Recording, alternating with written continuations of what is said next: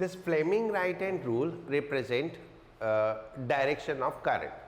Direction of current निकालने के लिए यूज होता है in the moving conductor and that is exclusively for the moving conductor. Like एक हम Lenz law यूज करते हैं. Lenz law is universal law to find out the direction of current. This is conditional when a conductor is moving. So right, if a conductor is moving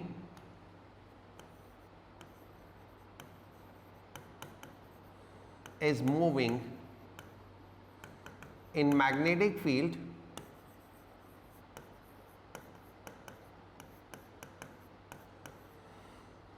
then ये right hand है, sorry ये left hand है, ये right hand है, ये right hand. तो right hand में ऐसे ये थंब हुआ, थंब, ये थंब रिप्रेजेंट करता है direction of motion.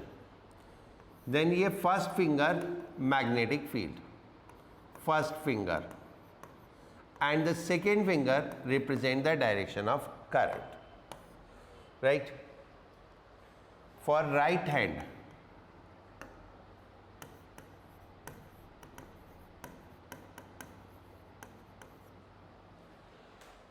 okay, what is that?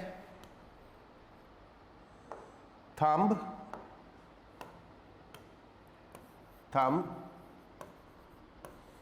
in direction of motion,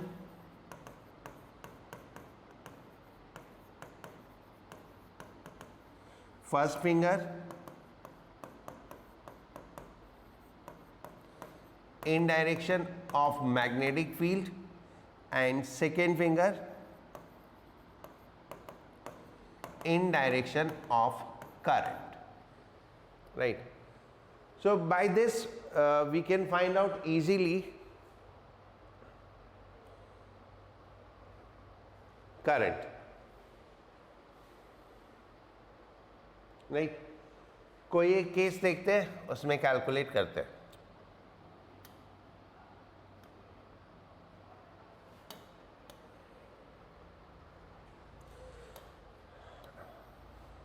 will calculate by both laws, Lenz law से भी और फ्लेमिंग राइट हैंड रूल से भी.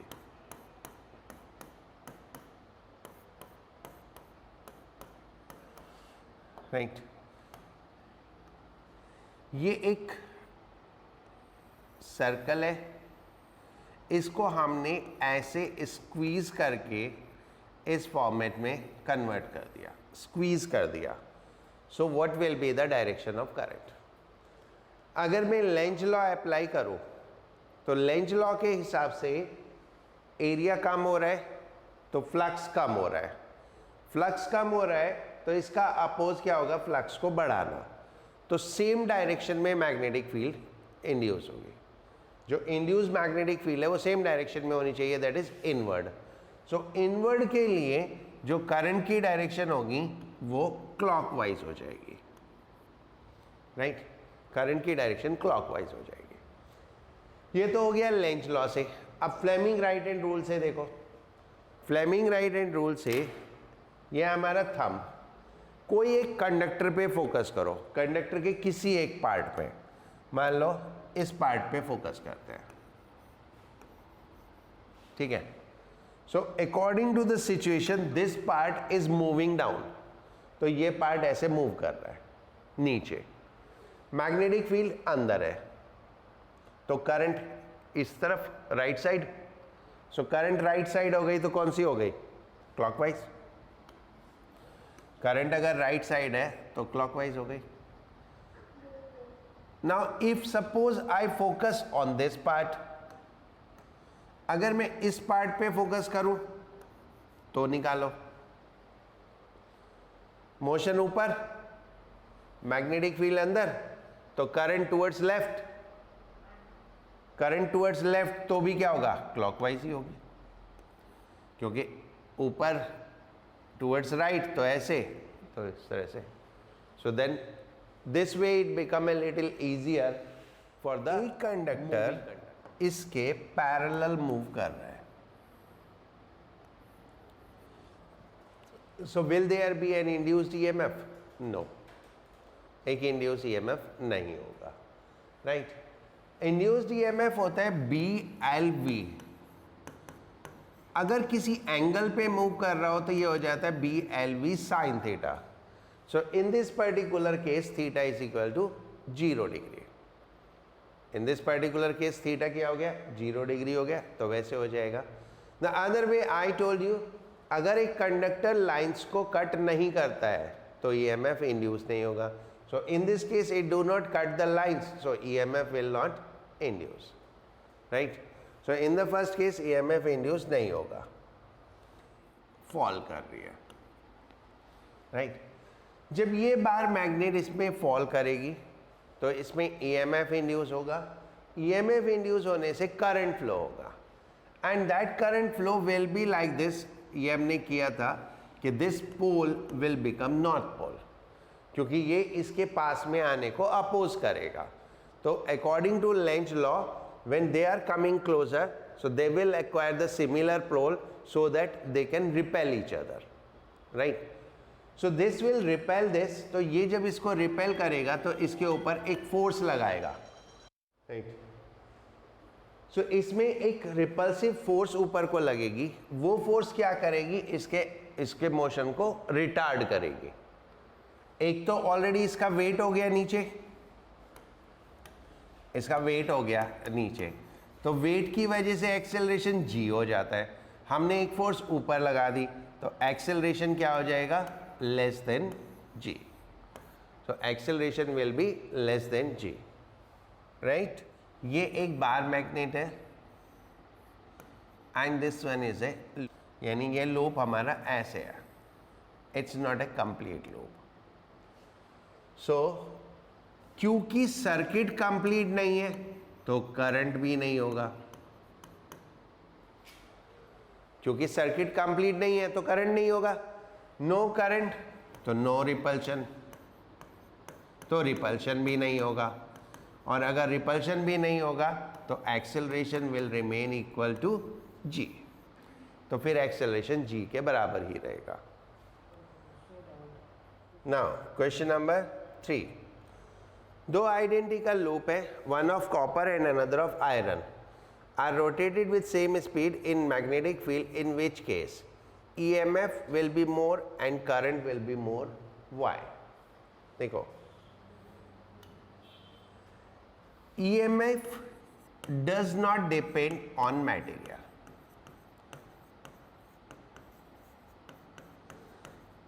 EMF मटेरियल पे डिपेंड नहीं करता, क्योंकि EMF कितना है, rate of change of flux, और rate of change of flux या फ्लक्स में कहीं पे भी मटेरियल का कोई रोल नहीं है। सो EMF does not depend on material. So EMF same in both case, EMF same in both case, right? Now current I is equal to हो जाता है E by R, where R is resistance, right? And resistance of copper is less than resistance of iron. Resistance of copper is less than resistance of iron. So current in copper is greater than current in iron, right? So EMF के ऊपर कोई फर्क नहीं पड़ेगा and current के ऊपर फर्क पड़ेगा। The flux, the flux is 5t square plus 6t plus 2, 5t square plus 6t plus 2. We know E is equal to d phi by dt. Negative sign तो होता है उसके लिए, डायरेक्शन के लिए। So we have to make the differentiation of this. So d by d t of 5t square plus 6t plus 2।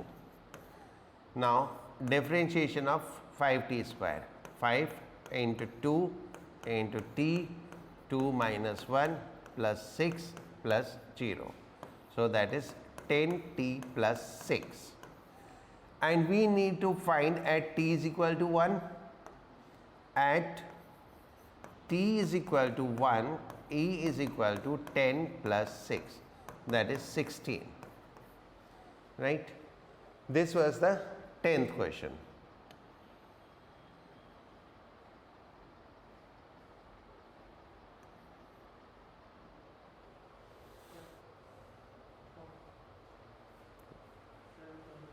बंदी हो गया.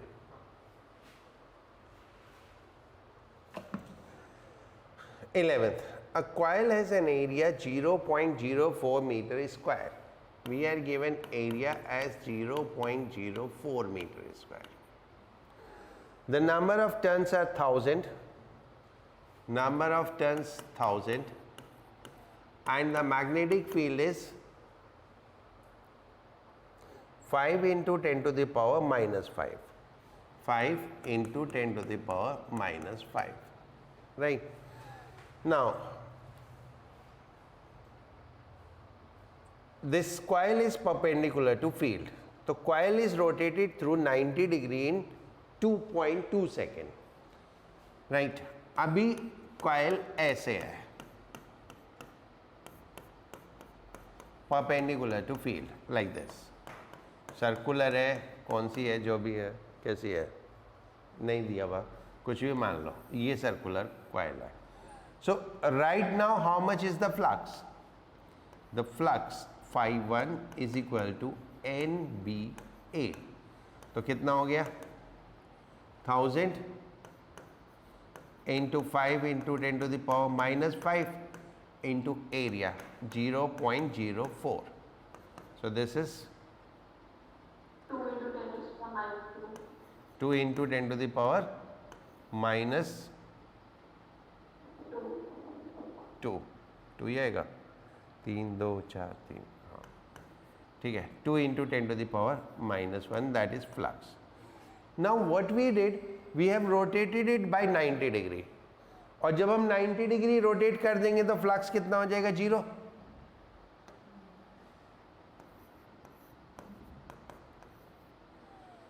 ठीक है, जब 90 डिग्री रोटेट कर दिया तो फ्लक्स 0 हो गया ना.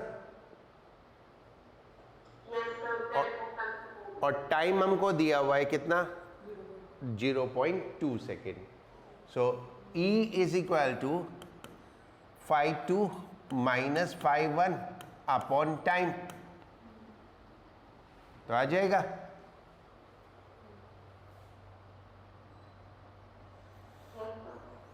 राइट. Now question number 12.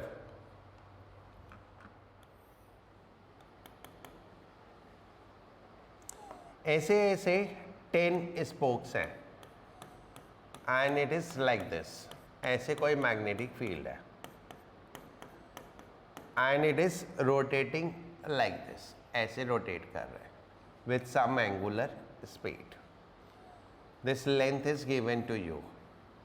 सो लास्ट क्लास में हमने किया था, एक कंडक्टर जब रोटेट करता है तो कितना ईएमएफ होता है, वो नहीं ढूंढो formula.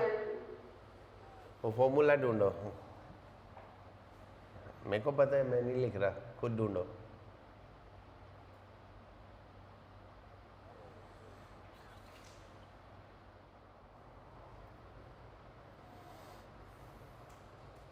Length is 0.5.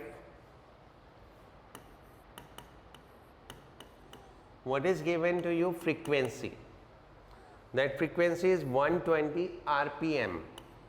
120 revolution per minute. So that will be 2 RPS per second. Convert कर लो. ओमेगा हो जाता है 2 pi f. That is 4 pi. The EMF is half B L square omega. That is half. B is given as 0.4 into 10 to the power minus 4. L square, that is 0.5 square. Omega is 4 pi. Right? Pi is equal to 3.4 लेके calculate करो.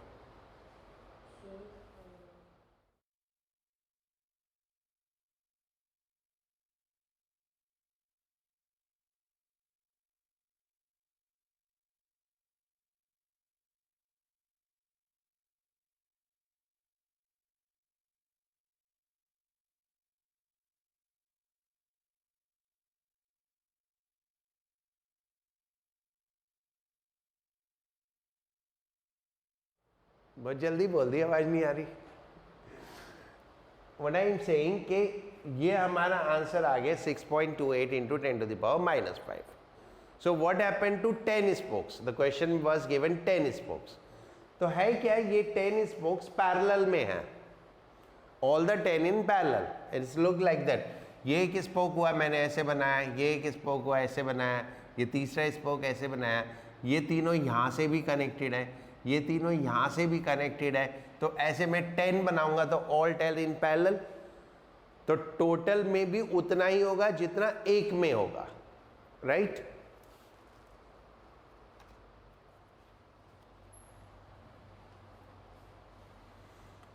कि 36 kilometre per our है, तो that is 10 metre पर second. हाँ,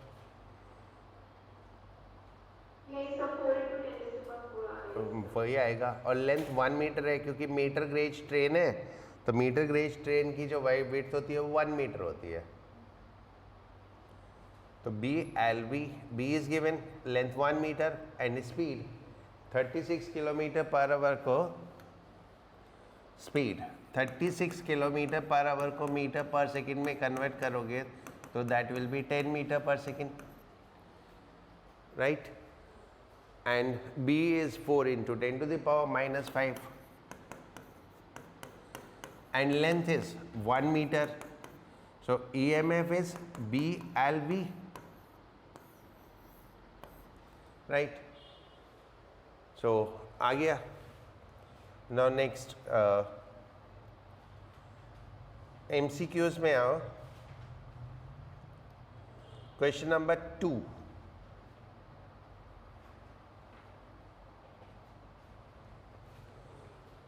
question number 2, इसमें एक coil है और ये कंडक्टर है, कंडक्टर में करंट की ये डायरेक्शन है और बाकी जो लिखा है वो लिखा है। What will be the direction of magnetic field here? यहाँ पे मैग्नेटिक फील्ड की डायरेक्शन क्या होगी? That's like this, outward, outward. Magnetic field is outward, ये outward magnetic field, right? That's right hand grip rule. Current ऐसे तो ये finger जिधर आते हुए, फिंगर बाहर को आते हुए, सो दैट इज आउटवर्ड। अब करंट इंक्रीज हो रहा है तो अपोजिट फील्ड प्रोड्यूस होनी चाहिए। अगर करंट इंक्रीज हो रहा है तो फ्लक्स इंक्रीज हो रहा है, तो जो आपकी ये फील्ड होगी, ये अब जो इंड्यूस्ड फील्ड है वो अपोजिट होनी चाहिए। किधर? इनवर्ड। और इनवर्ड फील्ड के लिए करंट की डायरेक्शन क्या हो जाएगी? Clockwise. So the direction of current will be clockwise, right? ये करंट की डायरेक्शन क्लॉकवाइज हो जाएगी। देखो, आउटवर्ड फील्ड इंक्रीज हो रही है तो फ्लक्स इंक्रीज हो गया, right? According to Lenz law the oppose होना चाहिए, यानी जो इंड्यूस्ड फील्ड है वो मैग्नेटिक फील्ड के इंक्रीज होने का अपोज करनी चाहिए। तो इसलिए इंड्यूस्ड फील्ड अपोजिट डायरेक्शन में हो जाएगी and that opposite direction is inward. So inward magnetic field के लिए करंट क्या हो गई? क्लॉकवाइज हो गई, राइट?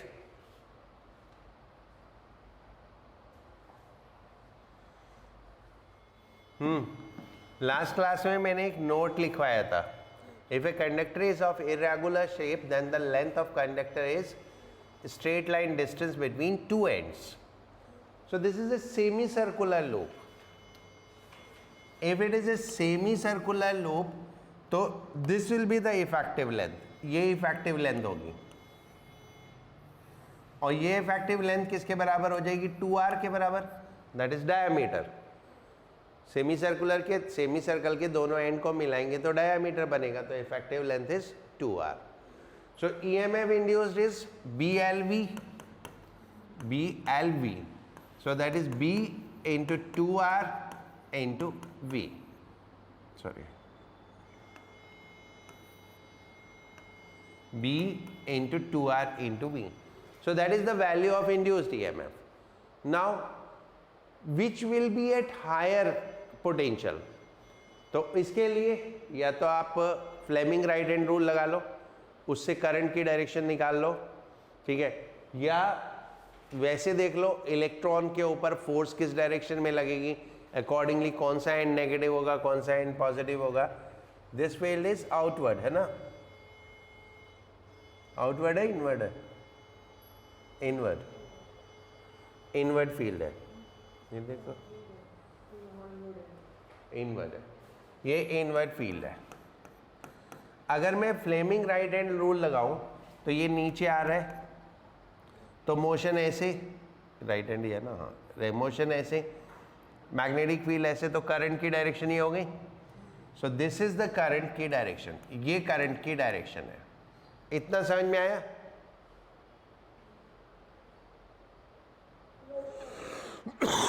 ये करंट की डायरेक्शन हुई तो which end is at higher potential?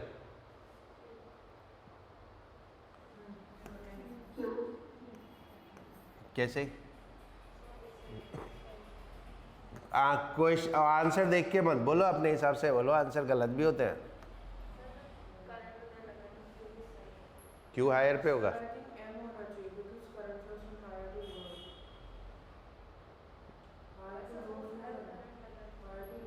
हाँ जल्दी बोलो विद कॉन्फिडेंस. एम हायर पे, क्यू हायर पे?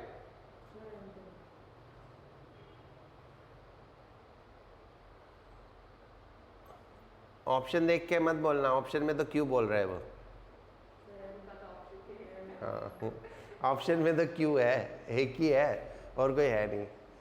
But current flows from high potential to low potential, ये भी सुना है ना? राइट. लेकिन करंट लो पोटेंशियल से हाई पोटेंशियल भी होता है, ये कभी सुना है? नहीं सुना. अभी सुनाता हूं. ये एक रेजिस्टेंस है, ये एक सेल है. हमें मालूम है ये हाई पोटेंशियल पे है, ये लो पोटेंशियल पे है. तो करंट ऐसे चलेगा, ऐसे चलेगा, ऐसे जाएगा और ऐसे आएगा. तो inside cell current is low to high.